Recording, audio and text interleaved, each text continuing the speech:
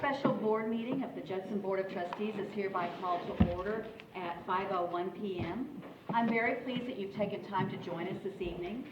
As the Judson Board of Trustees, we are here to set goals and policies and oversee the management of the district. We are responsible for approving budgets, contracts, personnel appointments, and to listen to reports from the superintendent. We are not here to make administrative or management decisions pertaining to the daily operations of the district. This is the responsibility of the superintendent. In compliance with state government code on open meetings, tonight's agenda has been appropriately posted.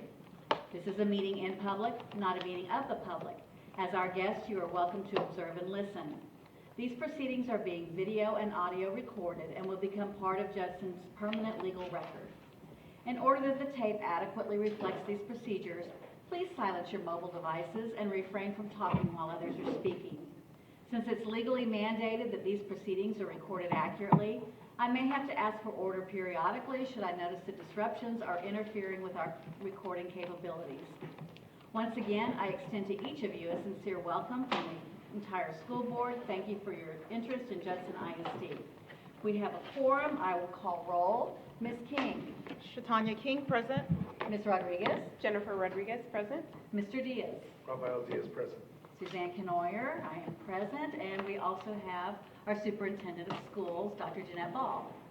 I'm here. Welcome, everybody. Welcome. Do we have any visitors to be heard, Ms. Holmes? No. So we'll move on to discussion items and reports. Item A, discuss and review information on proposed 2022-2023 fiscal year budget. Dr. Ball. So this is our first board workshop, budget workshop that we're having. Certainly not our first board workshop, but our budget workshop for this year. So I'd like to thank y'all for being here. It's going to be broken up into two components. The very first component, hearing from TASB. We have Tracy here from TASB, where we have been working since the fall to conduct a pay study. So she's going to share some of the highlights and some of that information. So that would be one of the things that we would ask the board to take into consideration as we continue with our future budget workshop. So Tracy, we'll hand it over to you to get started with it. Perfect. Thanks so much for having me. As Dr. Ball said, we've been working on this for a while now. So just coming to you for kind of the first round of thoughts. I believe, were any of you involved in the last pay review that we did with you guys? Yes. Yeah, you were? Okay, perfect. So I think that this process will look pretty similar to you. I think what you'll be happy to hear is that you're in a better place this year than you were when we came the time before. So I actually just looked that up because that was a question we had earlier. And so I'll point out some of those areas of where you guys have made some great improvement and really held strong with the market and what's happening. Okay? So first of all, why does this matter to you? I know you all know this, but I'm going to give you board training credit for being here. So I have to kind of go through this Comp 101 lesson for just a bit. So it'll be quite dry and boring if this is not what you do daily, but I'll try and make it as exciting as possible. So why does it matter to you? Well, here's why it matters. It makes up 85% of your budget, salaries and benefits do.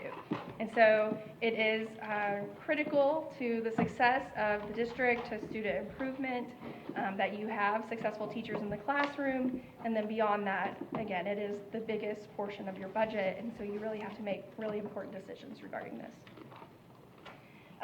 This next thing I'll talk about regarding that is that salary and wages are not everything, and we all know that, right? We know that working conditions makes a difference, that retirement, rewards, recognition that you get at your job all play a part in your satisfaction and your willingness to stay at that job. And so while what I'm going to talk about today is only salaries, we do recognize that that is not all that matters.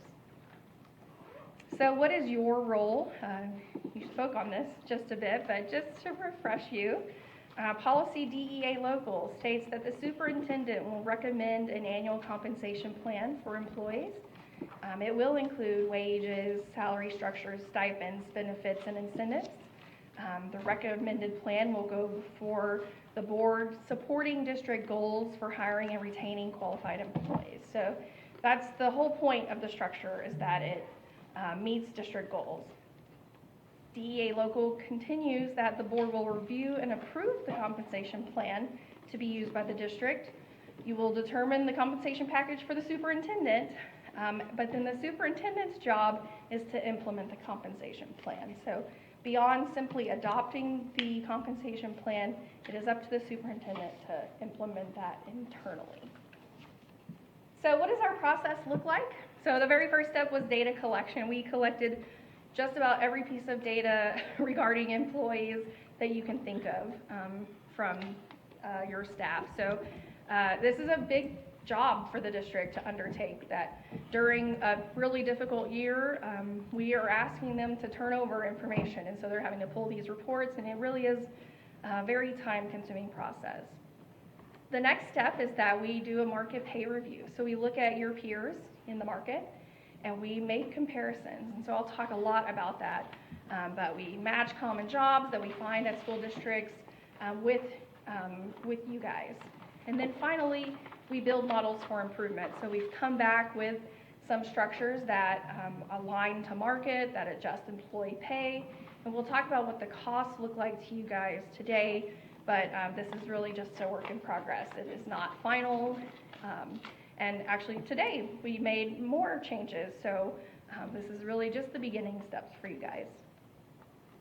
So to talk about pay system objectives, like what is the goal here? So first of all is to recruit employees, right? We want to make sure that you have competitive entry rates, that if I'm an applicant and I look at your job board, whatever that rate is that you're posting on your website is what I'm going to judge your district by. So if you have an incredibly low entry rate, I may make the decision not to apply, right? And then secondly, we want to make sure that you have competitive pay for your experienced people. So if I'm experienced, I'm at another school district, and maybe I want to change jobs, right? Not only is it competitive for if I'm brand new to the profession, but also if I'm an experienced employee. So we want to make sure that you're paying for the job value. Every job, as much as we all want to make endless amounts of money, right? There is a value for the job that you're doing. And so we want to prevent overpayment. We also certainly, one of the biggest things we're addressing is underpayment. So we want to make sure that you're paying your employees for the job that they're doing. Okay? We want to retain employees. So it is a huge cost and undertaking to get new staff, train them up, and then they leave, right? We don't want that to happen. And so the goal is that we're retaining employees, we're advancing their pay as quickly as we can to that market rate that they should be earning. And then we want to be giving increases, hopefully annually, that are competitive with what your peers are doing as well. And then finally, one of the benefits of a pay system is that you control costs. So we can budget every year for what costs will be coming and give salary increases based on what the budget can handle.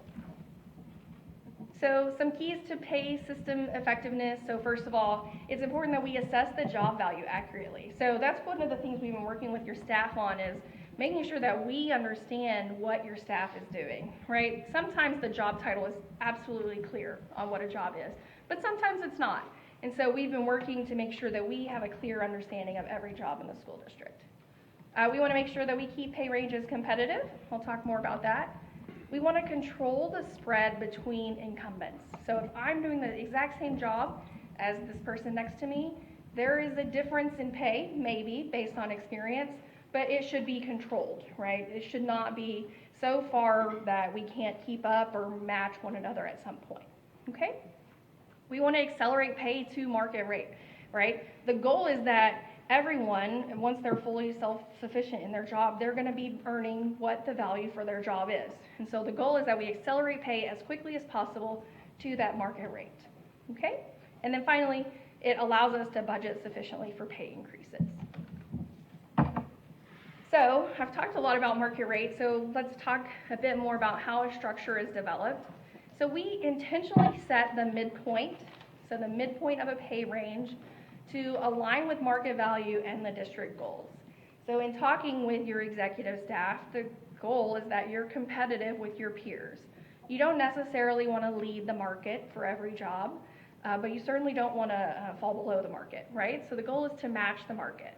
So that's the district goal. So we evaluate market rate, and we align midpoints to market rate.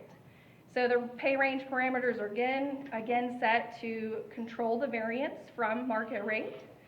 We want to pay employees near the market rate. And then again, as the market changes, we know that we have to adjust the structures. So target rate adjusts based on what the market's doing, okay? So this is what a structure looks like essentially when you draw it out. So you've got pay grade 1, 2, 3, 4, or level 1, 2, 3, 4.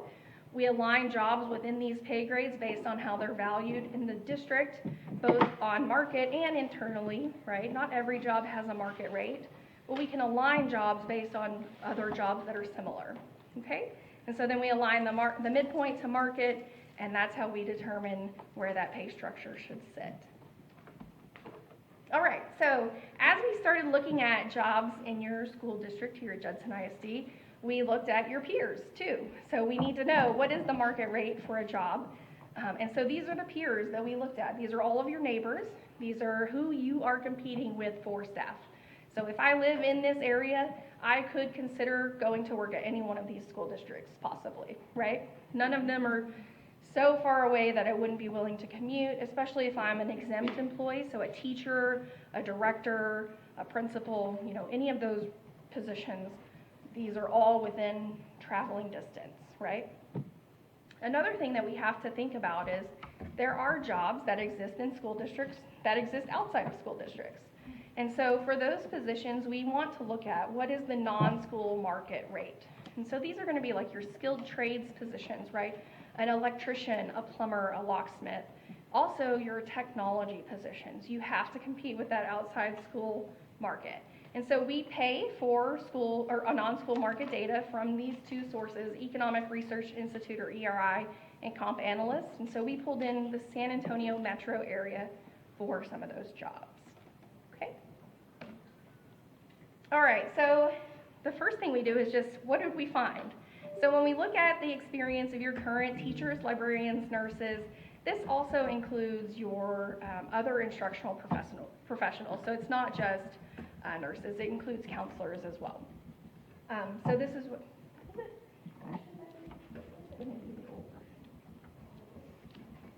because remember I changed that.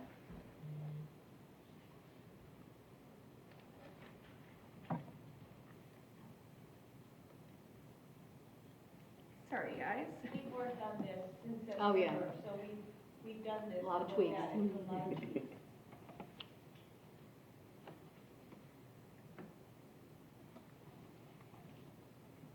Here it is, yeah.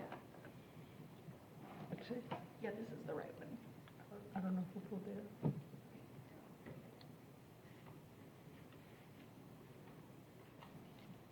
Sorry, I'm going to scroll real quick here.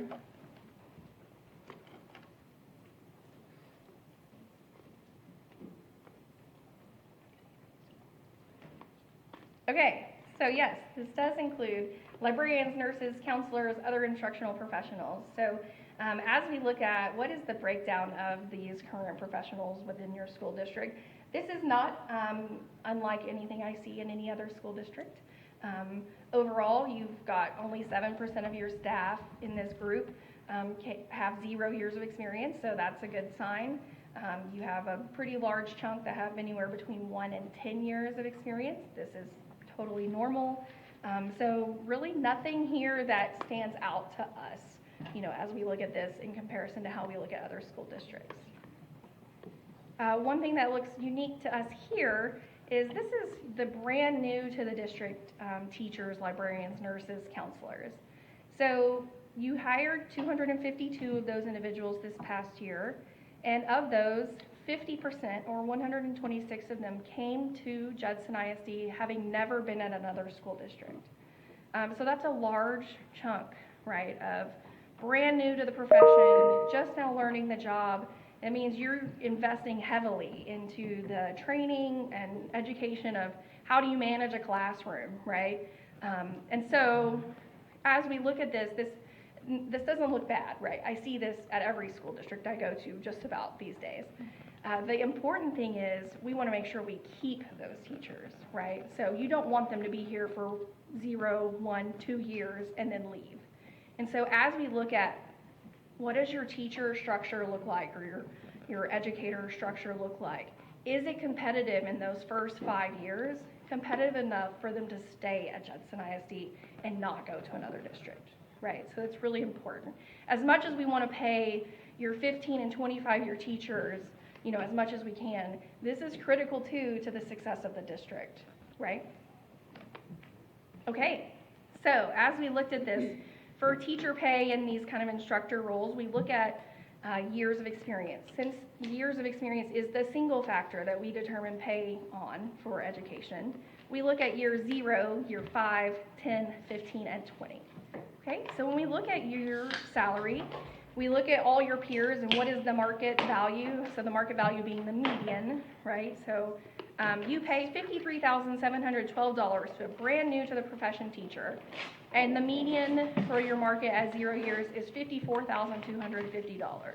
So you're paying $538 below market value.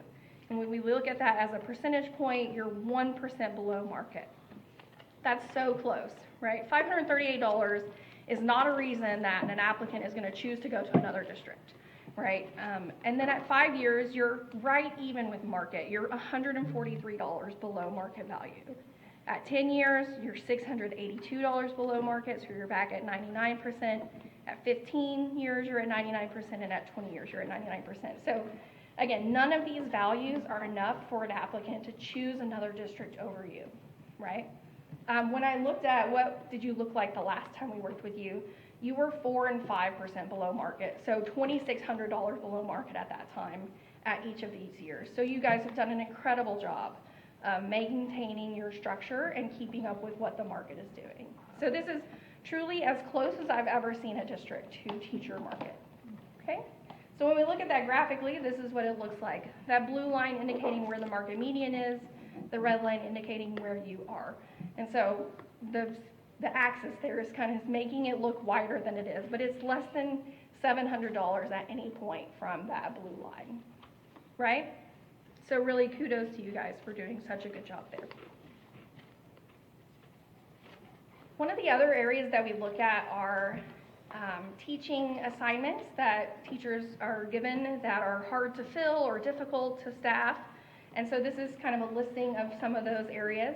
So we survey all of the school districts across the state for all of this information, and then we make comparisons for you guys.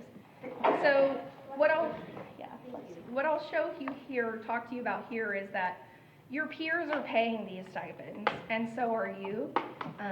You don't necessarily have to match market as long as your teacher structure is competitive to market, right? So as long as you're not $3,000 below market, there's no need for you to overpay in these areas. But you are paying exactly what you need to in most of these areas. I'm not recommending that you make any changes here unless your executive team decided that you're having a hard time filling some of these roles, okay? All right, so then we looked at the rest of your staff. So while teachers make up a huge portion, you do have many other staff that we have to look at. So we look at these in kind of groups of employees. So central administration, these are going to be your assistant superintendents, executive directors, and directors. So when we look at employee pay to market, on average for all of those employees, you're paying 95% of market, so 5% below market median. Then we look at your structure, and how does your structure compare to market? Because it's two different things. How are employees paid to market, and what does your structure look like to market? We want to make sure your structure is aligned, and then employees can fall within that structure. So when we look at your structure for central administration, you're paying 8% below market on average. So that tells us that your structure needs to be updated. And then when you hire a brand new person, they'll be in the bottom of the range, and maybe not at 100%, but then someone who's fully self-sufficient, been in a job for 15 or 20 years, you can bring them in and they'll be at market rate, right? So campus administration, these are your principals and assistant principals. You're paying 96% of market, but your midpoints are aligned to market. So this structure is sound. What this tells us is you likely have some pretty low experienced staff in these positions, right? They're coming in at the low end of the range, which is why they're like that, because your structure is competitive, okay? Professionals, these are going to be your other positions like your diagnosticians, LSSPs, speech language pathologists, some of those positions. paid 1% above market, and the structure is competitive at 2% above market. Technology, overall, on average, that group is paid at 96% of market, and the structure is 94% of market, so 6% below market value. And then finally, your police structure. So you guys are a bit unique in that you have your own police force, first of all, and that you have them separated out into their own structure. But we do see that pretty often, actually. So on average, these individuals are paid at 94% of market, and the structure is 10% below market at 90%.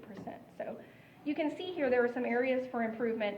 None of these are so far off that you wouldn't be able to recruit someone to these positions, though. So we would still consider these to be pretty competitive structures. Yeah. Okay, I'm having a little trouble understanding Sure. the distinction between employee pay to market and pay grade midpoint to market. Perfect. So what you're saying is, like, in that first column, say, like, of all the campus principals who are in this campus administration bucket, like, if we take the average of all their salaries, they're at 96% Correct. of, like, market value, but the midpoint of our pay range, Correct. is that, okay. Exactly. Got You're it. exactly right. So then, like, so if we take the police, that tells me, am I reading this correctly, that our, like, pay midpoint is below, like, 10% below market value, but we have some maybe low experienced police or high experienced police? High experience police. Okay, right. got it. Because they're passing where your midpoint is to market, right? Got it, Yes. okay. So you're exactly right. So of all of these, right, your police structure is the least competitive, right? The employee pay is least competitive as well. Yeah. But they're surpassing where their midpoint is to market, so that tells me that they probably have many years of experience. Okay. Right? Okay, thank you. Perfect. Great. We're doing this at work too, and I didn't understand it until somebody laid it out like this, and I'm like, oh, now I understand, because I'm probably going to need to explain it to my people when it's time to give raises in May. Yes. Good. I'm glad this is making sense. Perfect. All right. So then we look at your non-exempt employees. These are going to be your lowest paid staff, right? So while what I'm showing you here shows you are very competitive, I mean, you are ultra competitive in some of these areas, they're still your lowest paid staff. So that's something we have to keep in mind as we think about this. So your clerical staff, these are going to be your administrative assistants and things like that. Employees compared to market on average are paid 3% above market value. Your structures are 2% above market value. And then when we look at these non-exempt positions, it's critical that we look at what is the lowest rate you would pay, right? What is that minimum rate of pay that is in your structure? And so the minimum rate of pay that is in your structure for your clerical staff is 5% above your market. So what your market is saying their minimum is, yours is 5% above that, right? For instructional support, you're paying 6% above market. Your pay structure midpoints are 8% above market, and your minimums are 16% above market. So this is your most competitive to market group here. These are the ones who help your teachers be successful in the classroom, right? So if you're going to be high to market, this is exactly where you want to be high to market. So really, I mean, I can't say anything bad about this. I wouldn't, right? And then your auxiliary staff, you're paid even with market. The midpoints are 3% above market, and pay grade minimums are also 3% above market. So again, your non-exempt staff being the most competitive to market group that you have. Okay. So my first recommendation is simply going to be that you implement new structures, which we can, you'll see those as you begin to adopt, but the goal, just so that you know, is that you implement new pay structures that align with market.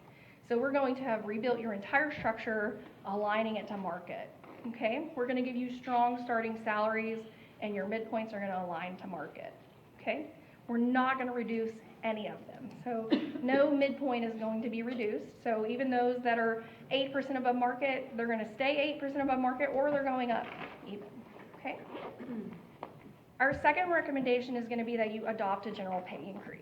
So based on what the budget can afford, we're proposing 3 different models. So a 1% general pay increase for all staff, a 1.5%, or a 2%.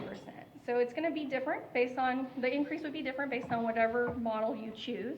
And I'll talk through what this might look like for teachers specifically because they're just the easiest to show what is that, and they make up the most part of your budget, right? Okay, so here's what that recommendation 2 looks like when we talk about teachers. So a 1% model for teachers would get you to a starting salary of $54,500, okay? And so you can see this is that exact same graph I showed you. The green line now indicates where you would be. The really important thing to think about here is that blue line is the market, but it's today's market. It's not next year's market, right? Which is the structure we're talking about. And so as you think about that, how much will that structure or that market move? We have no idea. We work with districts, and if I knew the answer to that question, man, I'd be a millionaire, right? But it's somewhere between 1% and 3% every year. So we can project what we expect it to be and try and get you there. So this is what a 1.5% adjustment would look like. So here you see where you're getting is just above market value, right, for this year. And so, again, we can't tell you exactly where that market will land next year, but I don't think you'd be far off under this model. And that would get you to a starting teacher pay of $54,750. So a brand new teacher to the profession making $54,750. And then finally, a 2% model. So getting you to $55,000. And so you see that green line there, quite a bit above where that blue line indicates. So under this model, of course, I think that you would be just fine. All right, and then our third recommendation is beyond just updating your structure and giving a general pay increase, there are some areas of improvement that we identified. And so where we've updated your structure, the first thing we have to do is we have to bring every employee up to the minimum of the new pay rate. So when we increase your minimum, we bring everybody up into that pay range. The second adjustment is going to be for individuals in that educator career pathway. So as I move from a teacher to maybe a counselor, to maybe a diagnostician, then to maybe an assistant principal or a principal, we want to make sure that those individuals in that assistant principal, director, or curriculum position are earning more than what they would if they went back to the classroom as a teacher, right? So we want to make sure we address any kind of issues that might exist between those two structures. The third one is a placement scale adjustment. And so for some of your hourly positions, we're proposing really significant increases to your pay structures. So I think it's your instructional support. We're talking about your instructional aides, getting them to a minimum of $15 an hour. When we do that, we don't want to just raise it to 15 and then everybody gets put at 15. We want to spread pay out, right? So we don't want to clump everybody at the bottom. So we implement a placement scale to spread pay out based on experience so that it's still an equitable pay structure, right? If we put everybody at 15, what's the benefit in having been an instructional aide for 10 years with someone else who's been there for 1, right? And then finally, the last adjustments are for those who are just lowest paid to what their market value is. So we look at what's the midpoint. We assume now that we've aligned midpoint to market. And so if an employee is still earning 10% or more below midpoint, we're going to give them a bump just to get them a little closer. We're not going to get them to market value. We're not going to get them to midpoint, but we're going to just give them a little bump because we're trying to accelerate pay to midpoint. That's the goal. So what does that cost the district? So under our kind of work that we've done so far, Model 1, so that 1% increase for all staff and aligning to these new structures would cost an additional $3,038,000 to the district. But one really important part to talk about is what does the overall cost look like? So what is your budget today? What does it look like with vacancies and benefits? And so don't get overwhelmed at this next slide. It makes me want to hyperventilate a little bit. But so here we're taking, so each of your groups of employees, so we're telling you what's the general pay increase. So what's that 1% of midpoint going to cost you? What are those adjustments going to cost that I just talked through? And so what's the total increase? And then I'm showing you what's your cost today for this whole group. What's the cost of the vacancies that you have in each of those groups? What's the benefit cost for all of those groups. And so what's the total cost? Okay? So you guys have a ton of vacancies right now, just like every other school district, right? Even school districts who you've got to $16 hour minimums and $60,000 teacher minimum pay still have more vacancies than they've ever had before, right? We are hearing that across the state. So you currently have this vacancy cost already. You're already carrying it, so I don't want you to look at this and be like, oh, that's a new cost. It's not a new cost. But the ultimate total cost, if you filled all of those positions, fully benefited everyone, you're going to be at $197 or $198 million. I have a question. Yes. Sorry, not all the No, please, ask away. So, okay, if I look at the 2021-22 column at 159 million, and then the next column, which has the vacancy salaries, is the 159 our budgeted cost, or is that what we're currently paying? Minus, like the 7 million is already subtracted from there. You're exactly right. Yes, Okay. that 7 million is not in that 159 Okay, million. got it. Right. But so we've probably budgeted for that 7 million, Yes. I'm assuming. Some of it. Okay.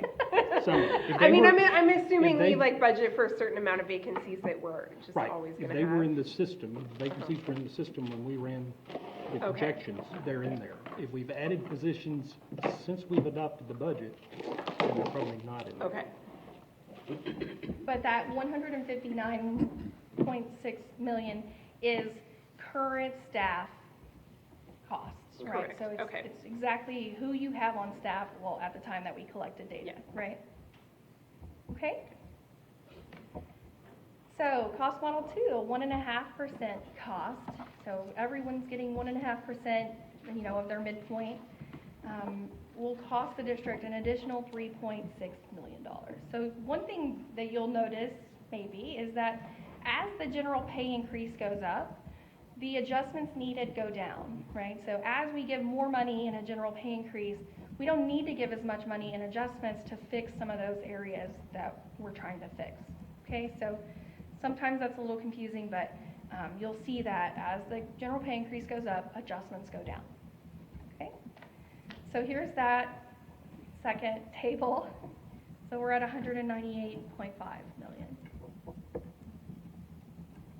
And then finally, third model at 2%. So this is getting your teachers scheduled to 55,000, right? So total cost, estimated increase is going to be right at 4.4 million. And so we're getting you to 199 million, so 200 million or so in total costs if you're fully staffed. Bill, did you want to add anything to any of that? It's a scary number. It's a big number. It is a big number. It's a very big number. Are there any questions? I think what's important to add is, the total that we currently are at is about, 188, Yep. like I said.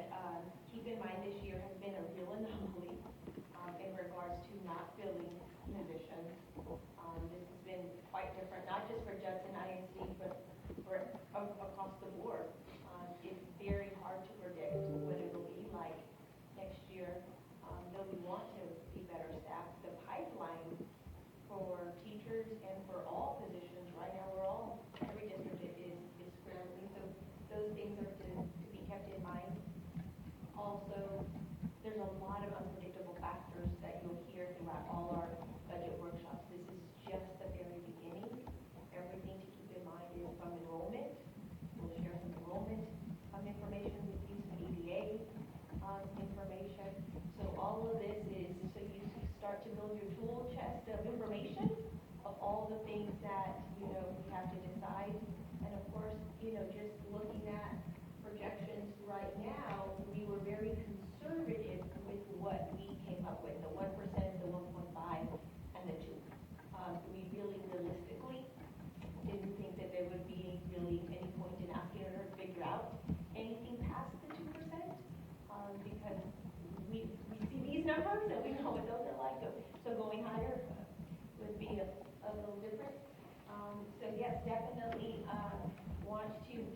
a little activity right now to gather questions and for y'all to have this opportunity to talk. So what we would like to do is from this side right here, if you three would kind of just gather in a little circle, talk what you heard, what you think you heard, and come up with 3 points, whether they're 3 questions or 3 points that you'd like to make.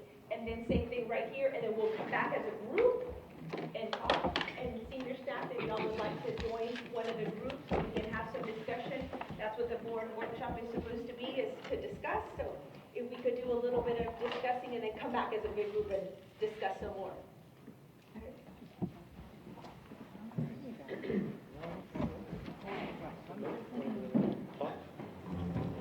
What I heard is the board has one target. Comparatively speaking, with our surrounding districts.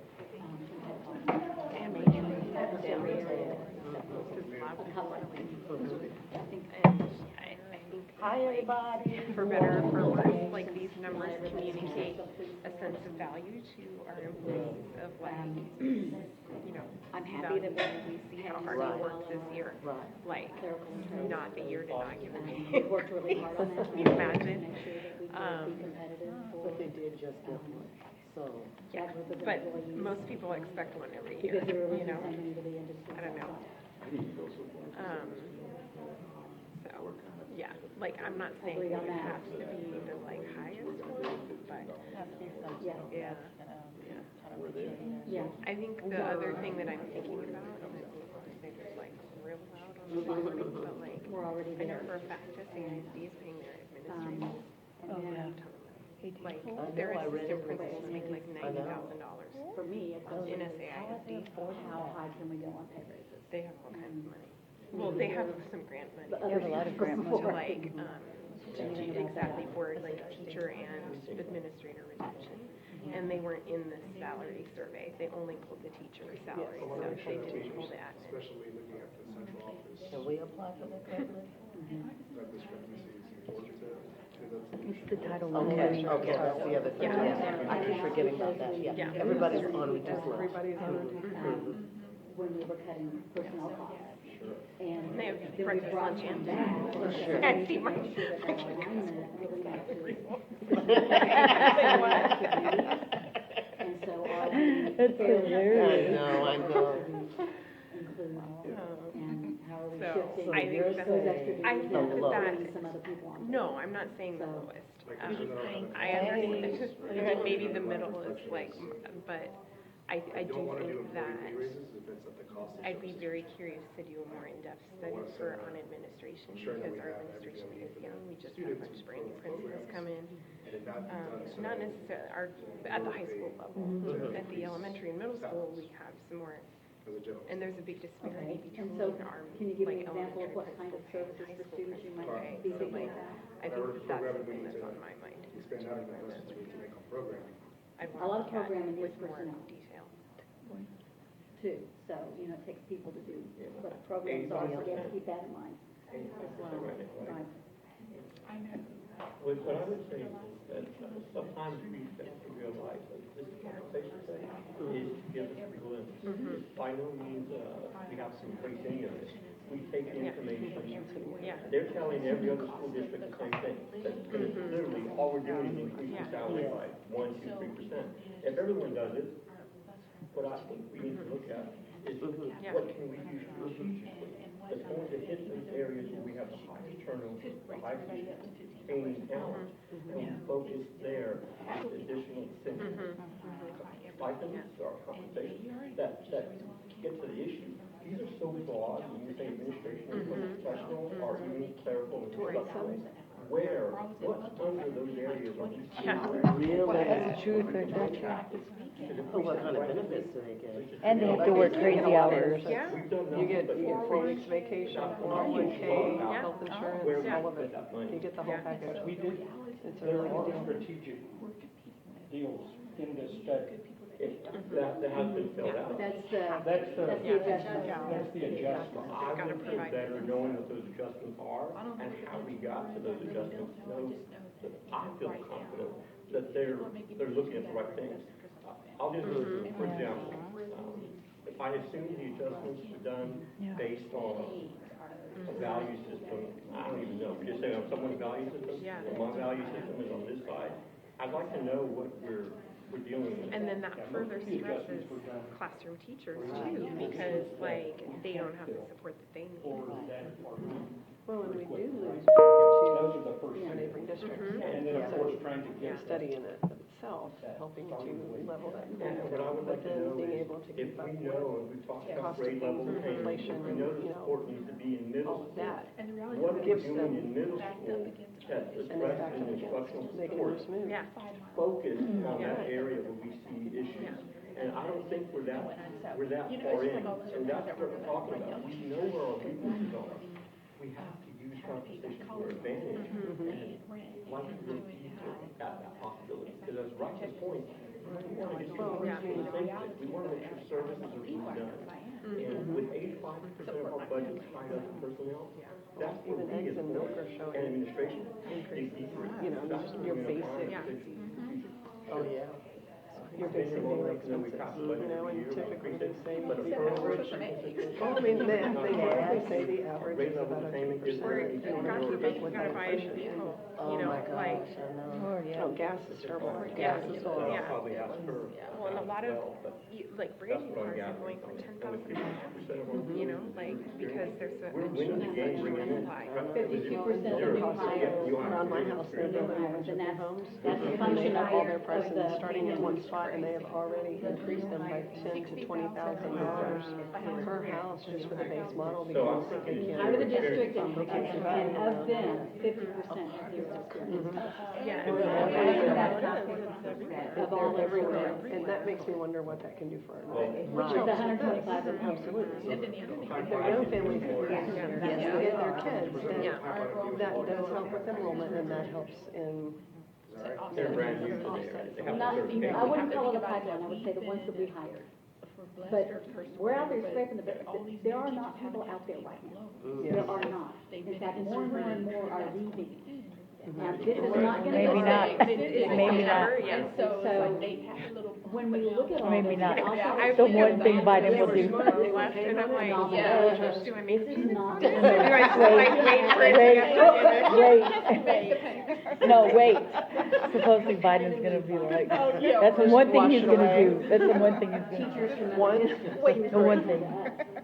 Where are we gonna I find think that if people you to do guys this? are gonna invest in this, And not just then teachers, but. we need to bus invest drivers in our and teachers. cafeteria workers. And so like, for us, I'm gonna do a Go back to. a 0 to 5 mentorship, a 5 to 10, and a 10 and over. So I'll have 3 mentorship groups once a month with all of our coaches in the district to try to keep them. Because I don't want to do is train them and pay them and then they leave. Yeah. I'm not having that. So we have 3 groups that we're starting next month to create that, what she said, that pipeline. I think that's crucial. And we're starting to follow our athletes who graduate and go on and play, so we can keep track of them. So we let them come in on a Zoom with those new teachers once a month. If So- those services. Yeah. Yeah, because it may not be something that you can, you know, if we look at what you're talking about in terms of a service for students, is that something that? I saw that, yeah. You know, You Ms. need to hire Michelle, that's, somebody to do. And if the you district do, does that. do they have people to do it? I think it's Northeast. If you graduate from there, they give you a signing bonus of like $1,000. To come back. Because I know we have, you know, what we have. It may be 1,500, I can check. But this is more, if I'm a paraprofessional here, do we have a pipeline to help them get certified to be a teacher? And we just did I don't know. Well, we just, that's what she was saying, we just did a deal with Region 20 to try to make that happen. And then look at where are we, what's the surrounding area? I think we have a little work to do, but I think we've done a great job. Yeah. Yeah. You know, it used to be short Cibolo, but they're trying, yes, everybody has what you want. Y'all have your 3 questions or 3 ideas? Yeah, where are we losing them? If everybody could go back to their seats. Really building our pipeline is not just for teachers, but administrators. Departments. A lot of our experienced teachers retired when they moved to state. There has to be some. That really hurt us, and then We understand that we value our employees. So this is the opportunity for the board to ask us and then any questions, or just make a comment, whichever one you would like, question or comment. Ms. King, do you want to start? We'll just go down. Well, we have a spokesperson. Yeah, yes, we do. We've nominated a spokesperson, yes. Which is me, apparently. So I think the first thing that we talked about is just a recognition of how difficult this year and the last 18 months have been for people at all levels. Both just from an emotional standpoint, but also from an economic standpoint now with inflation happening. And so we also recognize that, like, your paycheck in some ways communicates your value to the district. And so it does seem important to find a way within the confines of our budget to do a pay increase, Bill, and figuring out how we do that. Oh, thanks. And then I think also we talked about, like, nuances that might need to happen in specific roles.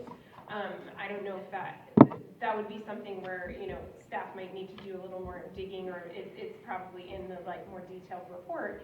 But thinking about what are some of our hard to staff positions, and what is the competition outside of school roles. So for example, thinking about our paraprofessionals might choose to go to work at Amazon or something like that because that pay is more competitive and they need to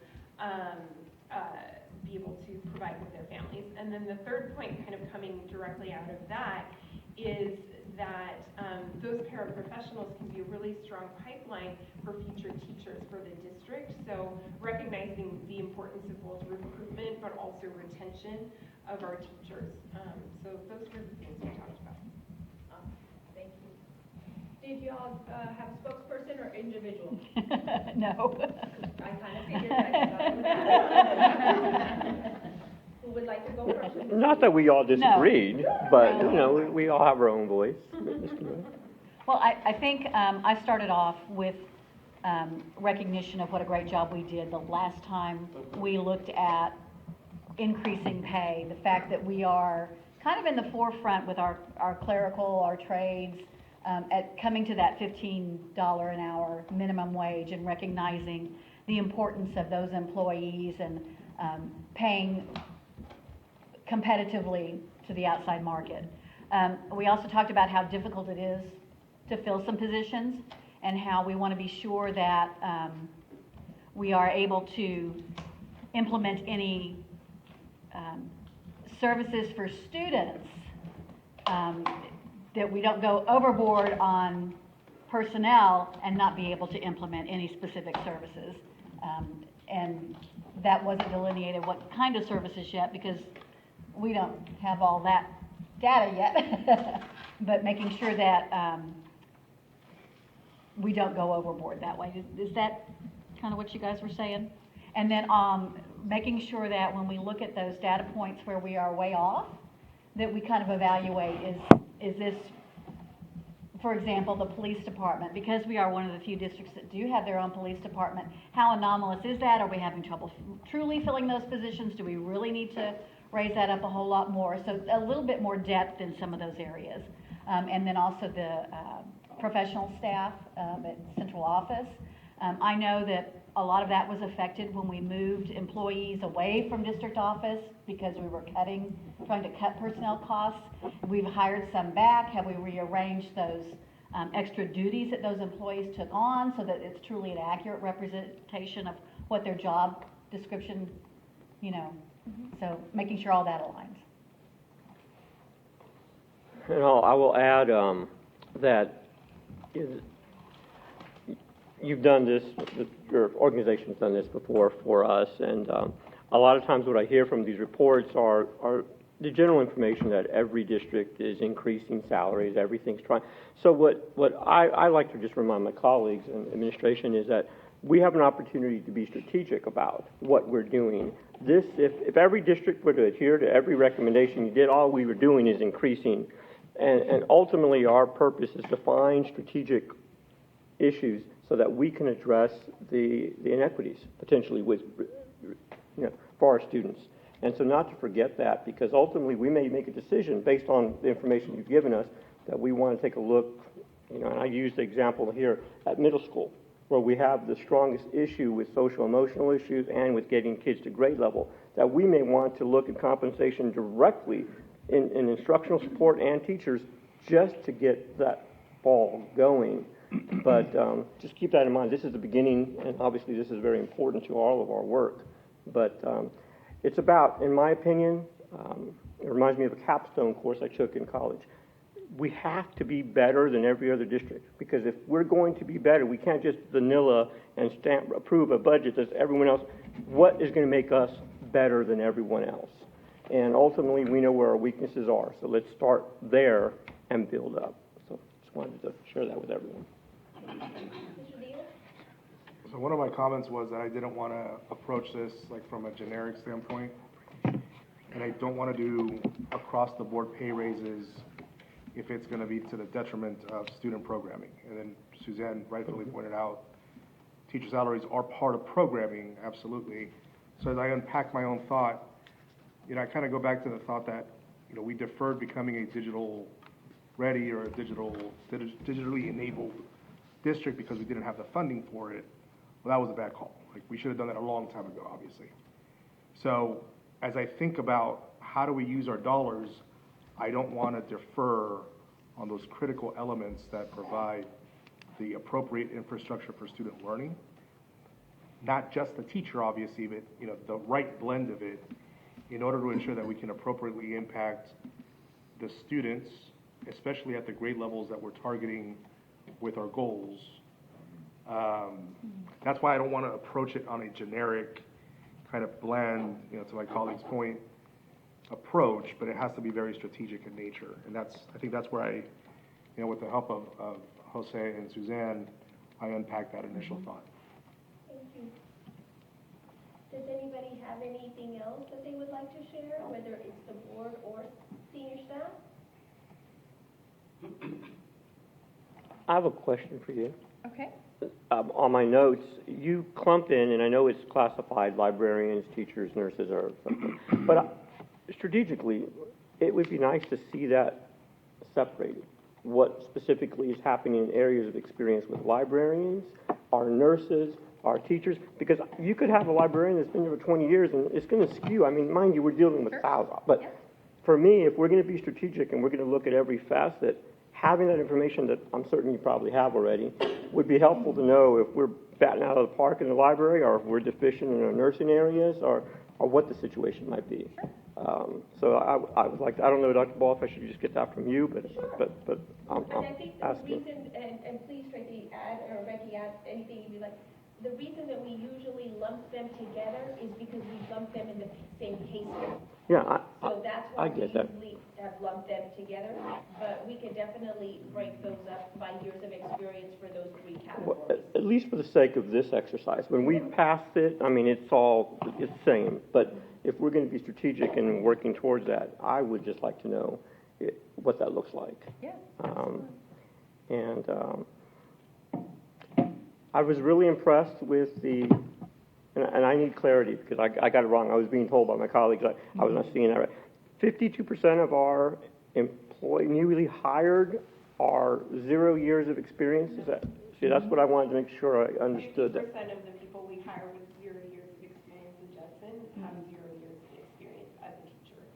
The other half come in with experience. But if you I think we're all saying something yeah, so different, if you could so- show us, that's what I need clarity on. What exactly is happening there? Yeah.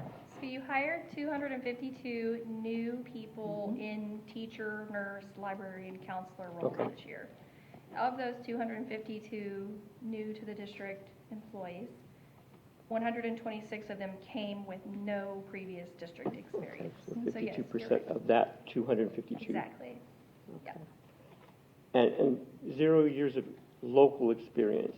So that means That means San Antonio, Bexar County? no, That's- local Judson ISD. So that's So- how we're identifying. You have 252 with 0 local years, so we know they're brand new to the district because they have 0 local years. But Then to further clarify, then they could have had experience of somewhere else. That's exactly right. See, So 50% came with no district experience at all, ever at any other place. The other 50% came with district experience somewhere other than Judson ISD. Well, that's good to know, because that's not what I was Okay, sure, understanding. Yeah, that is that, though. Just out of curiosity, so what's the purpose of telling us that they have zero local experience? Now, I don't, So that's identifying, that's how we know you have 252 of them, right? It's just, you have 252 who in your data have 0 years at Judson ISD. Just our new employees. Yeah. okay.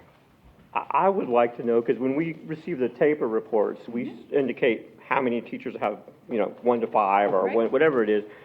We wouldn't see that in these reports as well? You would see that in your TAPR reports, yes.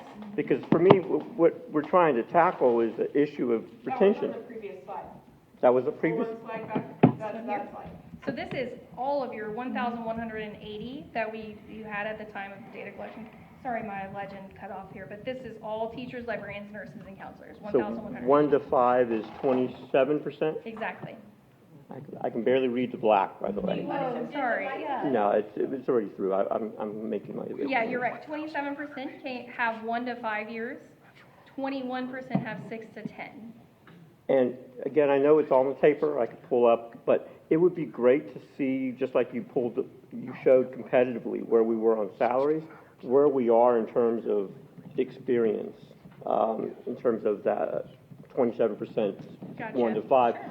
Just because, again, we're developing that strategy, where is the issue? So where, if we're looking comparatively, I asked the question, where are we losing our teachers to? I mean, really, where are they going? Northeast, Church Cibolo, they're getting out? We don't know.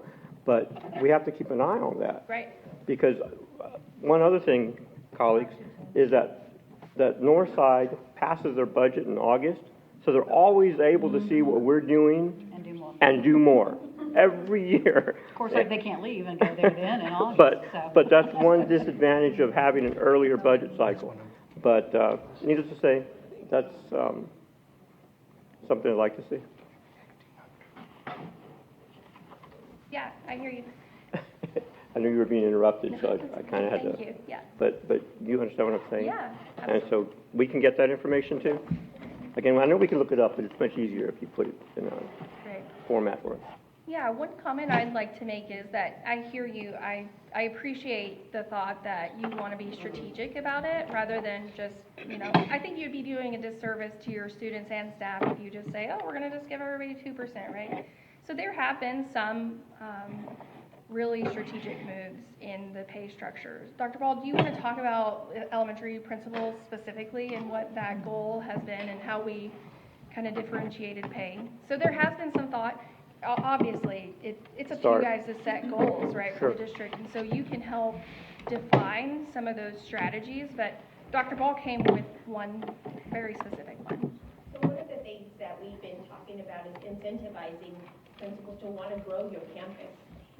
Right now, currently, if you have a campus that has 300 students, if you're an elementary principal, you have a campus that has 300 students, or a campus that has 1,000 students, you're going to get paid on the same pay scale. So one of the things that we asked for her to look into is, let's incentivize our principals that if you all have 0 to 451 students, you're on one pay scale.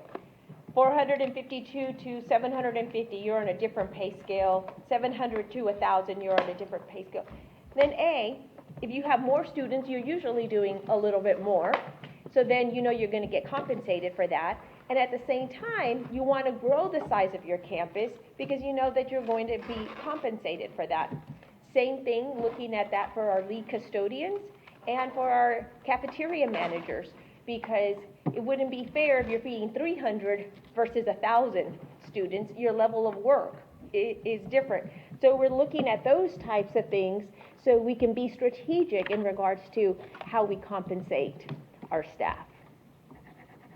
Same thing, we had a discussion last month in regards to elementary, middle school, and high school principals and seeing what pay scale they're on. So those are some of the things that we're currently looking at to make sure that we're compensating them for the size of your campus. And the size also means the duties and the responsibilities that you have at your campus. All the principals work hard, but it is different if you're at an elementary campus versus a high school campus or a middle school campus that's, smaller compared to one that's over 1,000 students. So looking at sizes of campus is very similar to the way we do our staffing models. We staff here in the district based on the enrollment. So then that also incentivizes you to say, you want more staff? Great, yes, but you have to have their enrollment to be able to support that. So those are some of the things that we're looking at strategically. Yeah, it's a good start. So this is, Sorry. this is, just like you said, this is just the start. This is just the beginning, our first board workshop, to give you some information, kind of hear from you in regards to what you would like for us to continue to look at.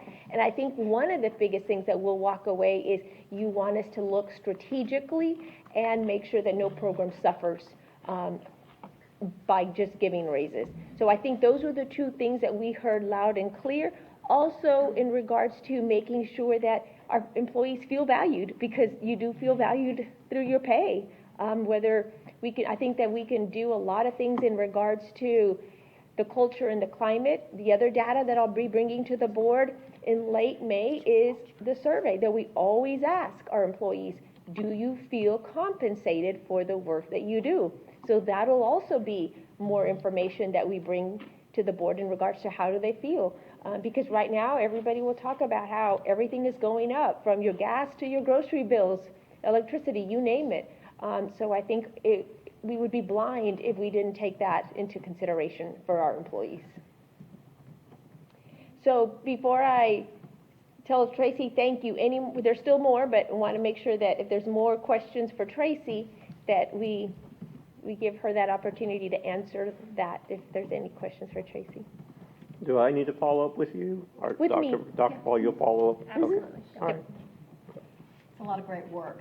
I appreciate your lead on this, and I know that the departments have all done a great job of helping facilitate gathering that information. Really appreciate that. Yeah, absolutely. I'm considering all of your executive staff my BFFs now. There you We've go. spent so much time together, actually. So, thank you guys so much. Really, Thank you, Tracy. do have a pretty visionary leadership group who have thought very carefully about a lot of these things. And so I hope you feel comforted that, they are thinking through some of those really serious decisions and trying to make those hard decisions. And so I think that they've shown that they're willing to do that hard work. So, thank you guys. Thank you. So we'll move on with the other component of our budget workshop. Everybody should have one of these. If you don't, let us know, and we'll gladly get you another one. If you look, We didn't get a copy of this one? we can get you one. I'll forward it to you. Okay. Tracy, if you send that to me, then I'll put it with the Friday notes to our board. Did everybody have one of these?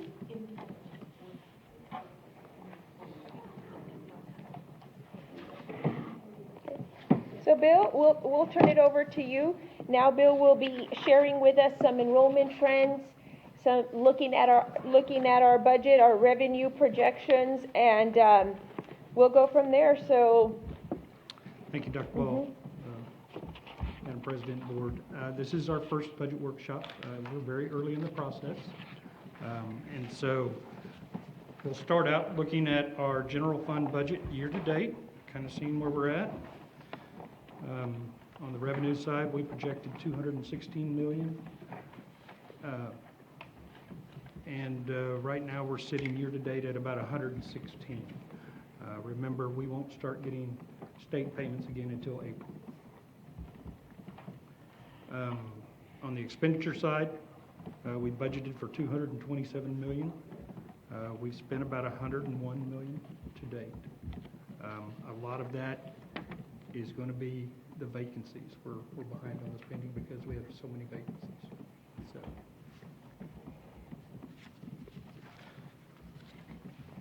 When you look at our child nutrition budget, we budgeted revenue of $16.9. We're operating at about 10.3, which is really good news. I think they're going to meet or exceed their budget projections.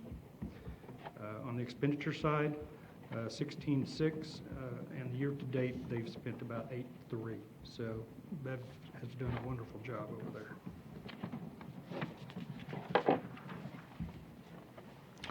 On our debt service budget, we budgeted 44.9 million. We've spent 13.4. That was just the first interest payment. Next time you see this, we'll spend the entire budget pretty much. So some of the budget challenges going forward. This current year, we projected enrollment of 21,430. I think at snapshot time, we were around 21,800. Oh, excuse me, ADA. We projected ADA of 21,430, not enrollment. And we have not met that. The state did a hold harmless, but only for the first 6 weeks. They have not made a decision on whether they're going to do anything for the rest of the year. Last year, that decision didn't come until about April. So I think they're waiting to get some more data. Supply chain issues have been really a mess and caused a lot of increase in just about everything, as you know, in your personal budgets. So that's going to be a budget challenge because we know we're going to have to budget more in some of those areas. Rebuilding our technology network, that has been a costly venture. Still continues. And, once we rebuild it, then we have to maintain it and keep it secure so it's not a one-time issue. So this is kind of our enrollment and our ADA trend. And like I said, right now I'm starting out, I'm projecting that we'll just start out flat with no enrollment growth. We may change that as we get a little more data. And so the same with the ADA. I'll be probably keeping that flat. Just a little concerned because I'll show you some numbers on what our actual ADA is versus what we thought we were going to. This year, just want to remind y'all, don't know, I think some of you might remember that at the beginning of the school year, we were the only school district that showed enrollment. We had made it in the newspaper. I don't know if any of y'all remember seeing that. Jensen and Fort Sam Houston. Mhm. Yeah. So we've been very strategic, about making sure our enrollment continues to grow. That's been something that we've been very proud of. What now we're most concerned about is the attendance. But of course, it's been very difficult because when they tell us they're sick or have COVID, we don't want them to stay home. Yeah, so it's definitely been a challenge. So I do think that we'll continue on the upward trend, but I'd rather project that we're going to be the same. So one of the things that I do appreciate from Bill is that he's always very conservative. It's much better to be conservative than to have to go back and not meet the goal. We prefer good surprises. Yes.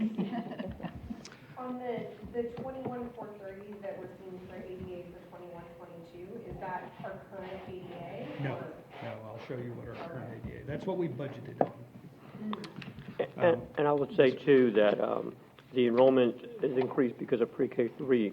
So for looking at enrollment, I know we've looked at it before. I would like to see what enrollment is in our elementary because of the pre-K3 and 4. And that's something we'll talk about later about how long we'll be able even to sustain pre-K, strategically purpose-wise, but also what middle school looks like, what high school enrollment looks like. And I say that because we're using ESSER funds to underwrite some of this pre-K3. Am I right or am I wrong? Yes, sir, we're using ESSER funds.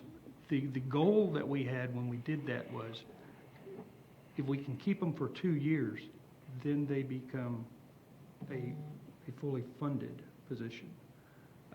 And so there's a point in time where I don't think I would ever recommend doing away with the pre-K program. Well, Because and I think that's how we get them in. I'm not suggesting that. Right. What I'm saying is I'm sensitive enough to know that's where the enrollment fluxes come in.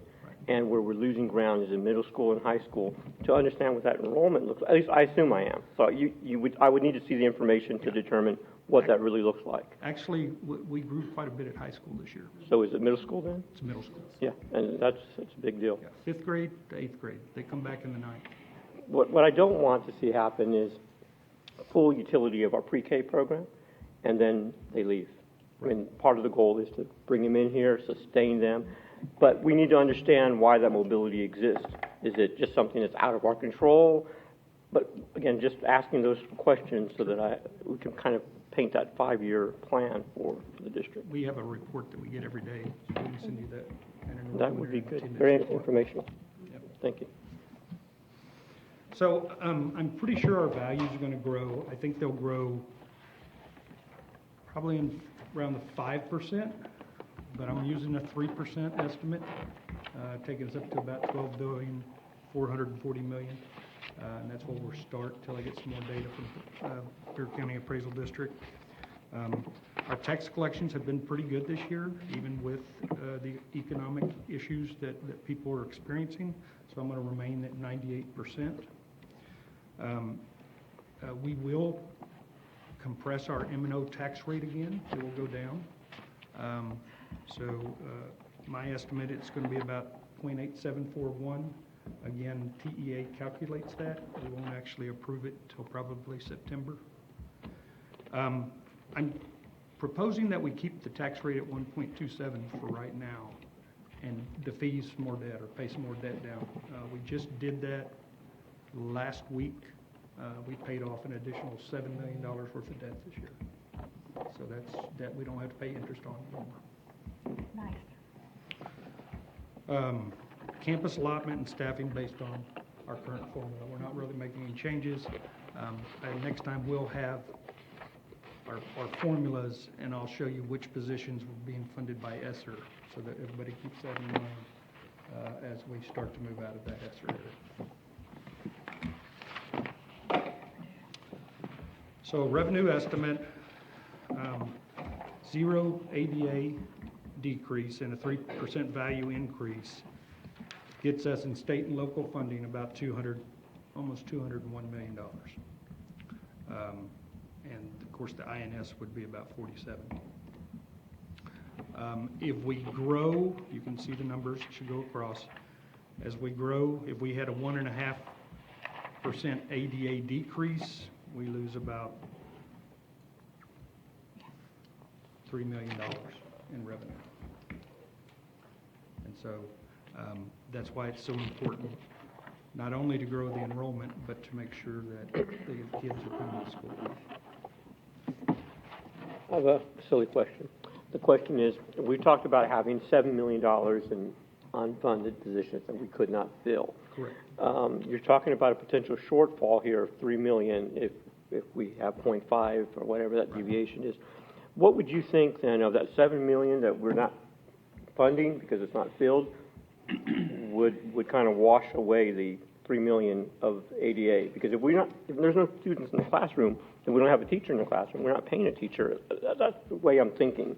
Correct. So talk to me a little bit about that. So last year, we were in pretty much the same boat. In fact, with the hold harmless that they did last year, we ended up putting about $22 million in fund balance last year. This year, depending on how things continue to go and what they're going to do with hold harmless, we would probably need half of that to wash this $3 million away. We have, I don't know, Becky, is she still here? No.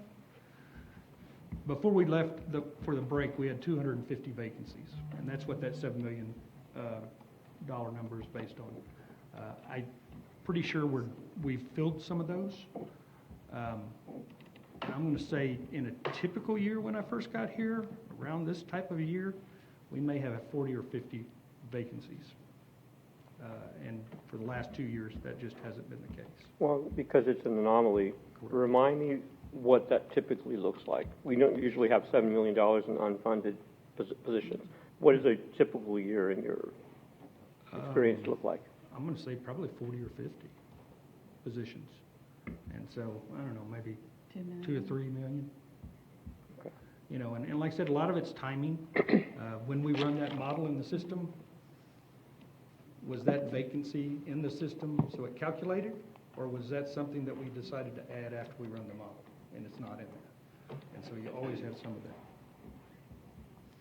And of course, these numbers that we saw tonight, they don't include subs. They don't include extra duty. They don't include overtime. And so there's still things that we have to add to that number.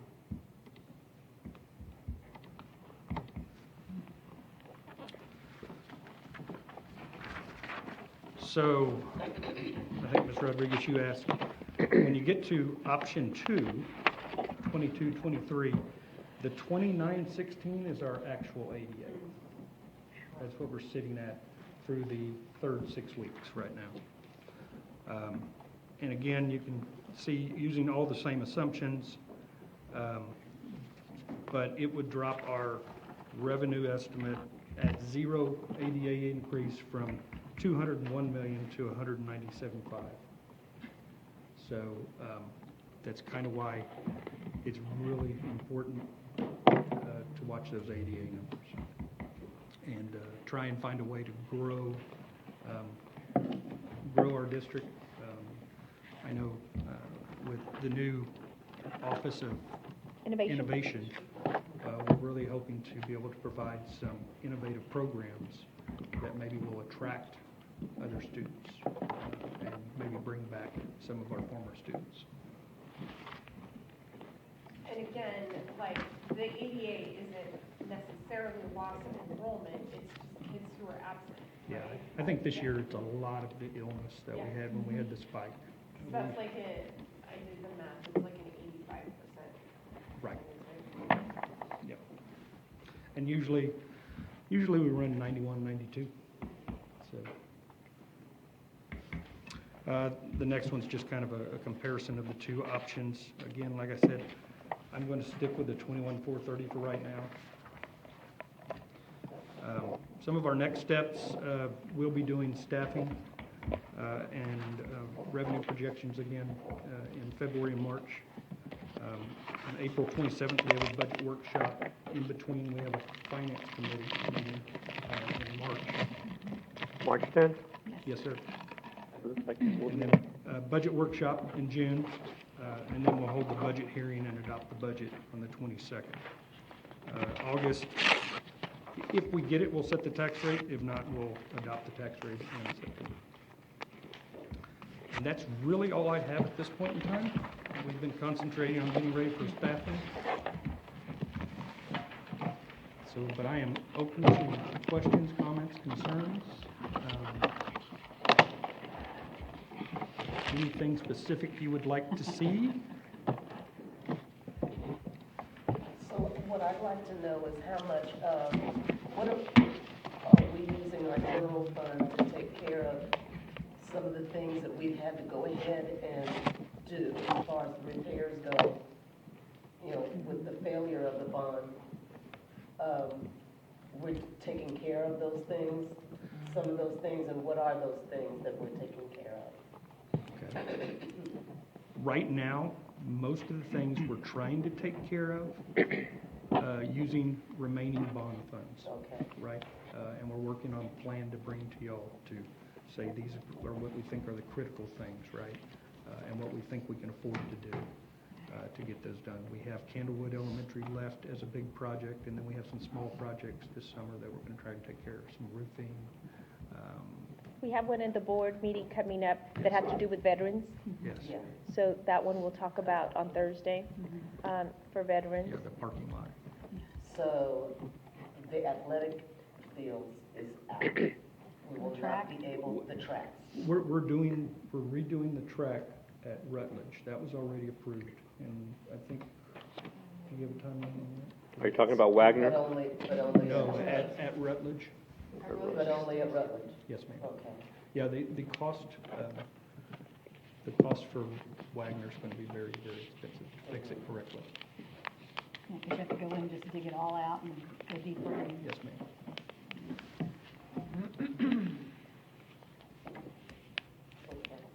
Anything else? So we'll continue to work on the budget in regards to, of course, work on the study that you guys saw, bring you back some more specifics. Then we'll have some more data in regards to what our employees are saying in regards to their compensation. We'll bring you that. Then, of course, as the budget continues, we'll do the categorical funds and the things that y'all are used to seeing, like towards the end. So we'll continue to share more information. Of course, I think our biggest concerns right now is the enrollment and the attendance. Yeah. Those two things play a major impact on our budget. And we're not unique to what is going on all over the state of Texas, but we want to be unique in how we address it for our employees. That part, we do want to be unique for them. Well, I will say that one of my recommendations was to have a survey done independently. I know we talked about it, and we didn't take any action on it. I still have that same opinion, we should. But we the do, que- Mr. Macias? But at the end of the year. We do, I'm talking about doing one Oh. to get ahead of the end of the year. By the end of the year, they've signed contracts somewhere else, they're just gonna finish, they're leaving. We do it March the 4th. March 4th, well, Yeah, maybe we're- that's early enough, maybe. Yeah. We're But- very, I don't mean to interrupt you, but we're very consistent on the timing of the year that we do it with TAS. That March 4th, when do we get the report? We don't see it till May, or do you get We'll it? see it in May, So when do you see it? in May. So it takes a while. All right, the thing I wanted to mention, though, more importantly, was the question still needs to be asked. We're not going to win, and we shouldn't play to win, a compensation war with all the districts that are increasing compensation. Historically, we've never been that district that says we can do a 10% raise. No one can, right? So we need to ask the question, what employee would you want in lieu of compensation? I'd like to know, what is it within our power as a board to say, we can do this for you as an added thank you, because we can't pay you. Does that mean an extra day off? I don't know what it might mean, but I want to have some definitive, clear data on what could potentially boost morale and thank an employee to say, yeah, they do appreciate us, because we can only pay them so much. Just because we paid them a little bit doesn't mean we don't appreciate them. If we could pay them more, we would. That's what I would like to know, what comes out of a survey like that. So if that question is there, great. If it's not, The question is there, we also talk about resources. the question is asked exactly like that. What can we give you instead of pay? Oh, no, what can we give you? It needs to be concise. If we can't pay you, what can we give you to stay? Or what could we have given you to make your job easier? And you're going to hear a lot of more instructional support in the classroom. More, I don't know. I mean, again, I can't speculate, but I know I hear it out there. And I'm hoping you take this recommendation and decide to ask that question, especially in the innovation opportunities. What do we need to do to be innovative to retain talent in this district? Yes, ma'am. Dr. Ball, Yes, ma'am. can't those type of questions come up in your ESAC meeting? We do talk about those things. We do talk about those things, and sometimes, I'll be honest with you and tell you that pay is number one. Pay is number one. The other things have been such as things that we've gotten for them.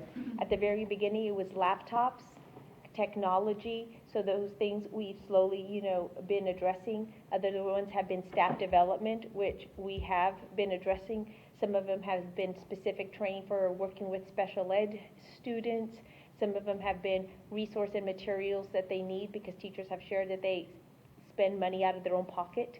So making sure that our principals are using their campus budget to make sure, whether everything from construction paper to manipulatives to highlighter, whatever it is that what they need depending on their grade level. So we do have those types of conversations. So But are those needs that they are identifying to make their job easier, or are those needs that they're identifying that would draw them to stay longer? I think that, There's a difference there. Like if I have a platform to talk to you and tell you what else I need, tell you what I need for instructional purposes. Manipulatives aren't going to make me stay here. So that difference in conversation or question is important.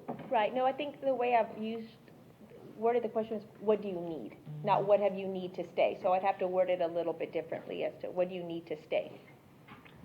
And I would also say that I do appreciate you having that committee, that structure. It's very forward-thinking, but it still limits. I mean, you need to ask the broader employee who is making other decisions to stay or leave. Anyway, I'll put it on a future agenda if I need to, but necessarily it's something I think that's important, because the question cannot end with pay me more. We can't pay you more. We can pay you as much as we can. What will it take for you to stay? And I've even thrown out the idea of our top employees getting 2-year contracts. Can what? Getting 2-year contracts. Oh, okay. I've made this mention and recommendation before. Our best teachers that have proven that they're, give them 2-year contracts. What is it that we can do without paying that's going to make a difference? So. Well, that's however mechanism we evaluate teacher performance. I mean, it's not my game, but if we had a mechanism to do that, then certainly we could identify. I think the important thing is to have the inquiry, have the discovery to identify those things. We can talk about how to structure it at a later point. Okay. I think that, you know, as we work towards our committee for the teacher incentive allotment, that will also be a big driving force. Yeah. To get people to stay.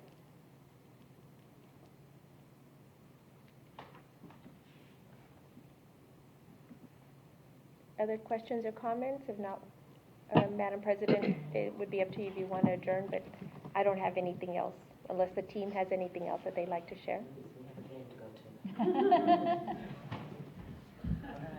Well, if there isn't anything else, this meeting is adjourned at 6:30.